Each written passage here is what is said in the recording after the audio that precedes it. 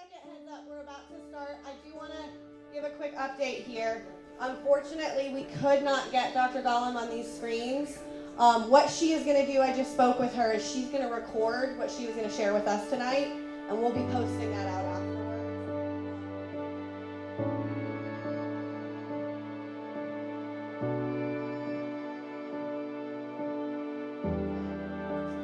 Go ahead and pop over to Scott Smith and what he has to share with us tonight. Is there anybody in the hallway? Is everybody in here? I think we're good. Perfect, Scott. Is that mic on? I just want to thank everybody, Madeline and everybody. It is truly a great honor to be here and be in the company of what Jamie Ray Wallace, Tamara Lynn Fries. I tested their property, and Ifet Walker, Larry Cox, and Cheryl Garcia. This really motivates me to think this country can be fixed and restored. These communities from East Palestine to Conyers, Georgia are really coming together, and you can take your power back. Because the government agencies and the elected officials have forgotten they work for you. Do not underestimate the court of public opinion. I've got a lot to say about Judge Benita Pearson and East Palestine. We'll have a separate Zoom, but we are going to hold her accountable in the court of public opinion, along with some of the very same unscrupulous class action attorneys that have descended from East Palestine here. That's a whole separate Zoom discussion. So a little bit of background on me. In June of 2006, I was wiped out in oil-contaminated floodwaters. I realized how water testing is gamed and everything, and my business was wiped out, and I was the largest employer in a community in upstate New York, and I put everything on the line and rebuilt the business and the company, and started my passion of going into communities and trying to, I just couldn't believe how water testing and all this environmental testing was gamed. So if I could help a few people in a community not have to go through what I went through, that's what I did. And in 2008, Senator Chuck Schumer nominated me for the Small Business Administration Phoenix Award for Disaster Recovery. So that emboldened me, and for anybody who wants to see background, they can see that. So I want to say, when I was in upstate New York and we had the disaster, the governor was Republican, senators were Hillary Clinton and Chuck Schumer. It shouldn't be about politics. It shouldn't, and we need to get back to that where everyone's working together. And I want to make it clear, and you need to acknowledge who's not here, but a great credit to the representative from Senator Warnock's office for showing up. Yeah. And the fact that so many other elected officials and their representatives did not show up shows that we have a problem in this country. Yes, we do. Big problem. But the good news, it can be solved. So anybody that reaches out to me, I will meet with. In East Palestine, I made 27 trips and 31 rounds of testing. And I want to go through, so in a little bit of background, Marilyn Leisner, the mayor from Times Beach and Dioxins in the media, I'd encourage you to Google her.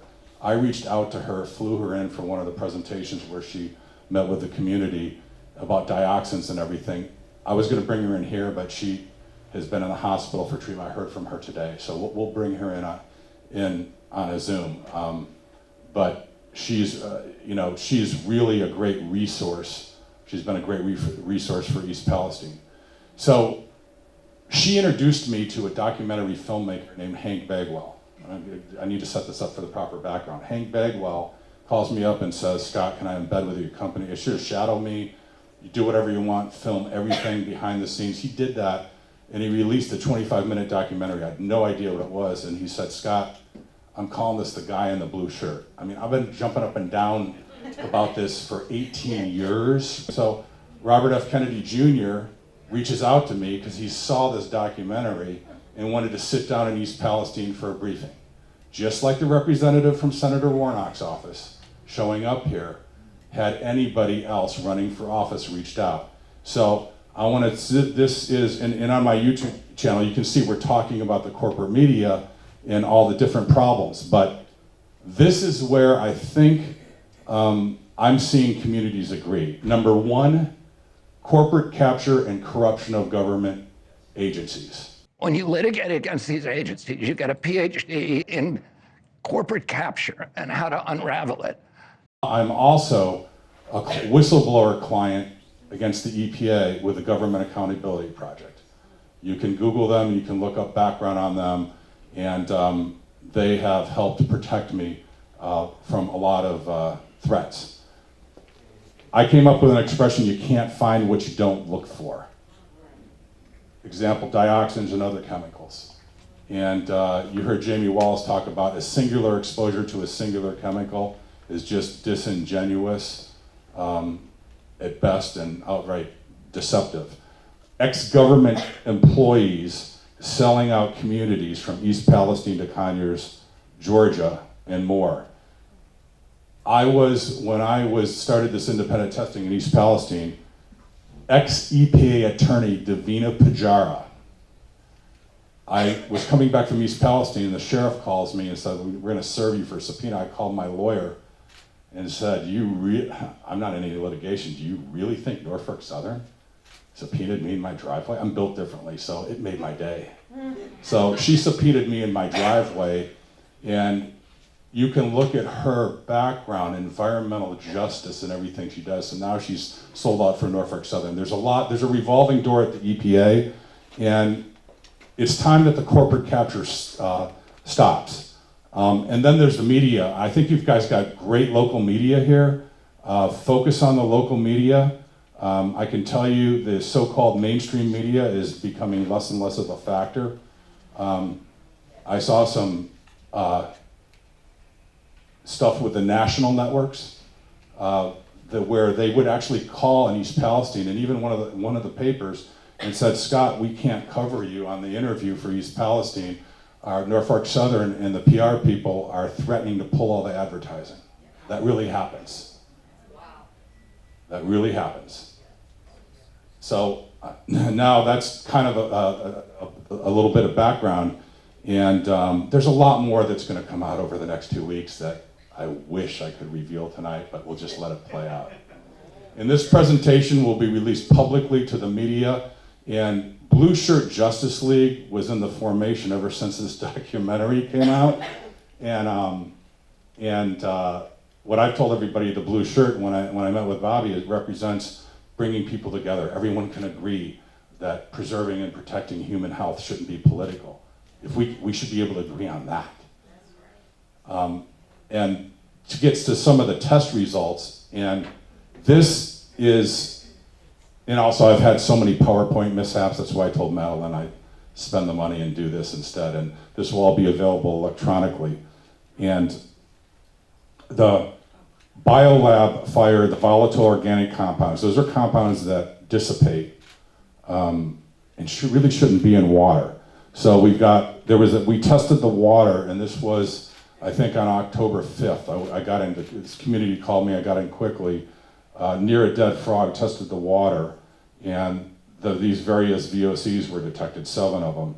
You know, methylpentanone, dibromochloromethane acetone, chloroform, bromoform, bromodichloromethane, 2-butanone.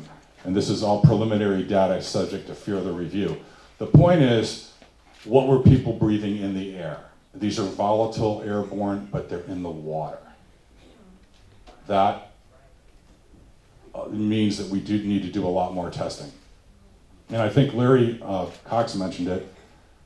I know why they were trying to stop us from getting in there, but fortunately it was a Sunday, we got behind the lines, and this picture here and this sample was taken within 1,500 feet of ground zero in the retention pond. And you will hear, and this is the lab report, okay? So I can already tell you the playbook that the captured EPA will be using, because they are nothing more than the public relations arm of the billion-dollar company, plain and simple. They're gonna say singular exposure, similar chemical, oh, the acetone, the chloroform, you're safe. But what they're not addressing is the mixtures of chemicals, which we will get to.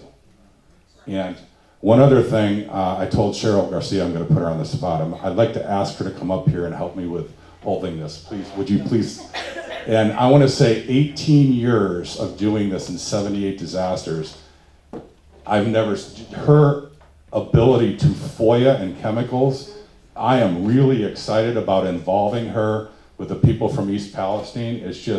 It's really an honor, and I'm so blown away at your work and the chemicals you've identified. So, Thank you. and so what I did is then I went in, and the residue that was being deposited on the windshields. Now, this is all the industrial area near where Larry is. There's a business, Precision Matters, and there's Chris Lovejoy. And the bottom right there, that's East Palestine. And one thing that I have that no one else has is the ability to compare across 20 years and 78 disasters and different disasters. So what I did is I swabbed this and I used Eurofins Laboratories, certified EPA lab, all the protocols, and then I put this into context. Because when I first found out about BIOLAB, I was concerned about, I really never thought I'd be saying that I'd see dioxins greater than what I saw in East Palestine. But you had chlorine compounds here. We don't know, I think maybe 12 million pounds but only 2 million pounds of chlorine compounds burnt in East Palestine. And we already know what happened there. So that's why I'm putting this in the context. So if you see this, I initial this is like a fingerprint. These are the dioxins. There's something called a TEQ, and we can have separate Zooms for this. And that's like an index of how toxic and dioxins are products of incomplete combustion. There's also other products like polycyclic aromatic hydrocarbons, SVOCs. I don't have time to get into all the details, and some of this data is just now starting to come in. But what I did is I compared to the porch table in East Palestine. The bottom line is the windshield in Conyers, 269% higher TEQ dioxin index, and the hood was 752% higher. Now, this is all subject to additional review. I have a scientific team, medical doctors, but these products of incomplete combustion, the fingerprint is very important. It's a little bit different in East Palestine, but the ability to compare this data is very helpful for the communities. Talk a little bit about crops. You might recognize that woman in the picture. That's Tamara Lynn Fries. So in the community of East Palestine, all the garden crops were declared safe with the EPA. But what they did is they tested in Pennsylvania and areas where the plume wasn't. They didn't test any garden produce at all in East Palestine. Now, to put this in context, I won't get into the federal deficit, but the EPA $12 billion budget, and I think 17,000 employees. Think about that. And there should not be a need. Why aren't they doing independent testing? Then the reason, I tested Jamie Wallace's place too. People started calling me, begging me to test. The EPA won't test. So we all need to ask a question. It doesn't matter where you come from, what is going on with our taxpayer funds that the EPA will not test. And then they come out with the narrative, nothing to see here, and they falsely cite singular exposure to singular chemicals without mixtures. That's really important context to understand. And these are the crop samples, and fortunately, Tamara and her husband had garlic that they harvested before the derailment. That became the control. And it was 0.81 on the TEQ, and her garlic post-derailment was 4.5, and other garlic with somebody down the street was 440, 54,000% higher. And you've got a government, again, declaring things safe without doing any testing. Then launching, smear campaigns and attack campaigns. And in East Palestine, and I'll say that you can see, I signed a sworn declaration. The plaintiff's class action attorneys, had an expert, Stephen Petty. They never released his report. He came out in a sworn declaration in support of me. And again, some of these very same class action attorneys, I won't use their names yet, they are now in Conyers. And if anybody wants to know more about that, everyone's got to make their own personal decision. Jamie? Talk to me if you want to know more. I will tell you their names. And I also want to say that Judge Benita Pearson, she worked for BP. Did you guys know that? I've looked at, she worked for BP and she worked for a big corporate elite firm, you know, Jones Day. The judge you have in Atlanta, she actually worked for a nonprofit in environmental justice.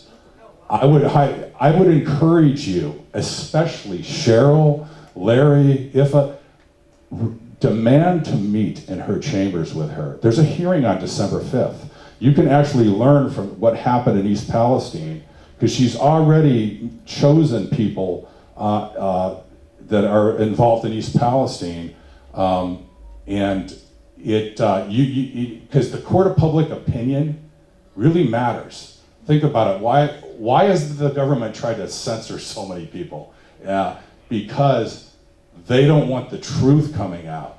But just because someone's a judge doesn't mean that they're perfect or they're not biased. And if they come from the corporate world, they're going to be biased towards it. But if you start posting and doing everything legally in your constitutional rights and emailing the chambers, going to the hearings, and what I saw that judge do to Jamie Wallace, sorry if I'm digressing, put her on the pavement and look everybody in the eyes, who wants to challenge me next? I thought, I'm not going to stand up here, but I'm going to challenge you, Judge Benita Pearson, for the rest of my life.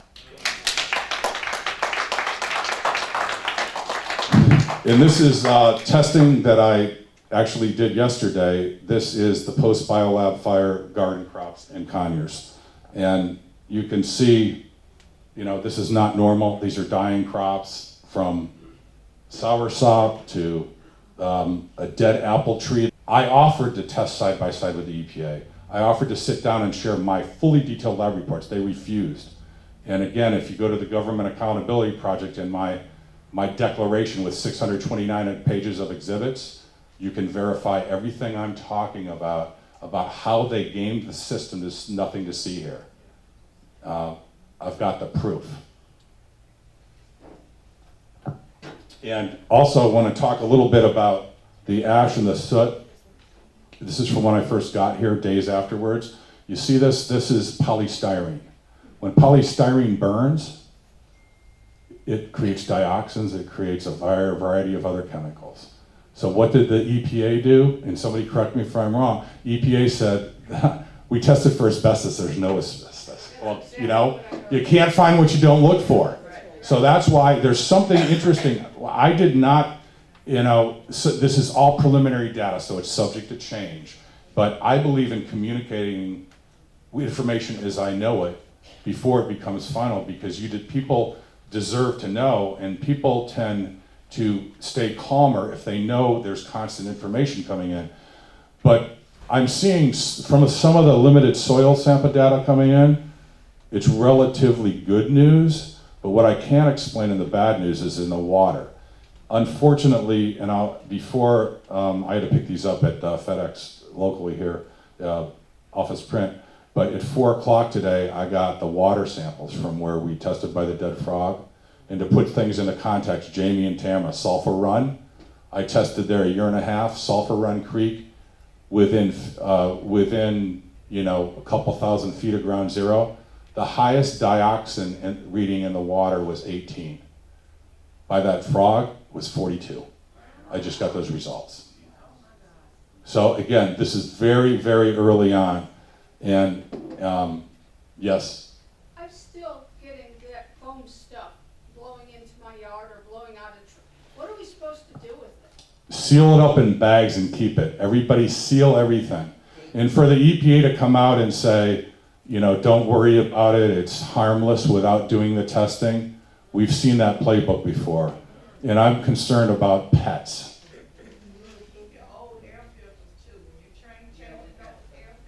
Save everything. And now I want to talk about, there's Dr. Beatrice Gollum, who I collaborate with know well. She actually, there was a PowerPoint mishap, but We will get her on a Zoom. She worked with our vets, and the burn pits are the closest thing that happened, and they were being dismissed. It's in your head. It's PTSD. It's about mixtures of chemicals, and there's something called synergistic toxicity. I explain it in a positive way. I've had migraines from time to time, but if I take aspirin with caffeine, it goes away. If I take aspirin without caffeine, it doesn't. That's example of small doses of something in a positive way. Well, the same thing when you go back to these volatile chemicals that you're gonna hear, oh, they're safe. What they're not gonna tell you is the mixtures of chemicals. Sulfuric acid. So yeah. And this is where, Cheryl, I can't wait to connect you with Dr. Claudia Miller. That's your husband right there, right? Yes, sir. I might kidnap her. But I won't ask for ransom, I promise. I just want her brain. So there's something called toxicant-induced loss of tolerance, TILT. And this explains why these mixtures of chemicals and what you're exposed to. And there's a 62-page presentation, and we need to schedule a whole session, I think, with Dr. Claudia Miller and Dr. Beatrice Gullum as my results come in. Maybe we do, updates every 2 weeks. I mean, I defer to the community and what you want us to do. But this really kind of puts everything together and makes sense. You're not crazy, it's not in your head. And this goes back to mast cells, and you probably know all about this, and mitochondrial cell disruption. That's about all I can say. I rely on all the medical professionals. And here's potential initiators and triggers for TILT, again, toxicant-induced loss of tolerance. So this can, all of the solvents, glues, but when you're in everyday cleaning chemicals, we're being bombarded every day. But when you have an event like East Palestine or BIOLAB, that can put your body over the point of no return, and all of a sudden you're highly sensitive. And what the narrative that comes out from the billion-dollar company and the captured EPA is blame the victim. Oh, it's the perfume you're wearing. I kid you not. And it's the perfume, it's your cleaning chemicals. Well, you never had those symptoms before. This explains all this. And again, I'm gonna make all this, there's a Blue Shirt Justice League public group, and I just figured on Facebook recently, I can upload actually PDF presentations to a public group, but not a personal Facebook. So I'm gonna upload this on Facebook, I'm gonna post it, and I've got email addresses for everybody. And here's a whole list of potential TILT related conditions. Respiratory, asthma, reactive airway dysfunction, hypersensitivity, hypertension. Anybody getting high blood pressure? Sinusitis, polyps, recurrent infections, chronic fatigue, Gulf War illness, eczema, hives. This goes on, connective tissue. So again, don't let them tell you that it's in your head, because it's not. And here is a chart too. I just want to touch on these about what triggers it. Brain fog, shortness of breath, all these things. And I volunteer to do this, so I don't ask for, this is part of my passion and what I do, because I'm convinced to do what I can do to help bring communities together and solve this systemic corruption we're seeing from our government agencies and the corporate capture. But I experienced in East Palestine, I never had bloody noses. Boy, I was in a restaurant and I had to have my nose cauterized. So somebody died in the bathroom. I had my nose cauterized. I've experienced the brain fog, feeling like you've been drinking, coming in and out, and I had it in a first trip. I mean, I really don't even need these results to know. I get in and out quickly, fortunately, but for people in communities that are exposed to it every day, I really feel for what you're going through.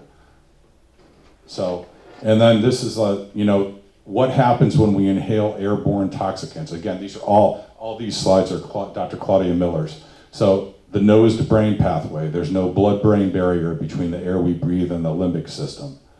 And brain fog is constant complaints that I'm still hearing from East Palestine. So I could keep going for a long time, but I promised Madeline I met my time constraint. And any Yeah, I questions? was gonna say, if, I think we can kind of open it up at this point.